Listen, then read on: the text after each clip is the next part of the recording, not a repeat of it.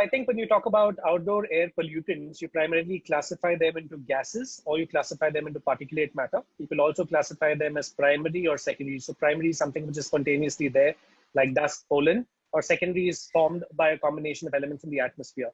So when you talk about gases, you talk about gases such as ozone, nitrogen oxide, you talk about sulfur dioxide, and you talk about VOCs or volatile organic compounds, which have been associated with a lot of different cancers and are known to be carcinogens.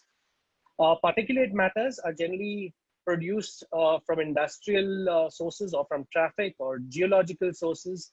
So dust, the diesel exhaust particles that are seen on roads and predominantly in large cities, they all form what we call particulate matters.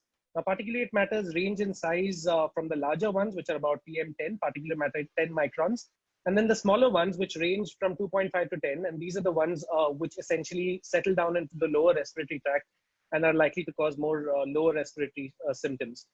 So most of these pollutants in the air are a consequence of burning of fossil fuels, motor vehicle exhaust, emissions from industrial facilities.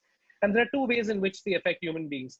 Number one, they generally alter the permeability of bronchial epithelia. So our tubes of our lung play a role in protecting our lungs.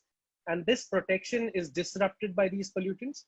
And in the lower respiratory tract, these irritants can now actually cause diseases such as emphysema, cause eventually volatile organic compounds and other substances like them can eventually lead to mutations that finally finally go down the pathway of carcinogenesis. So I think that's the broad summary of all the outdoor air pollutants.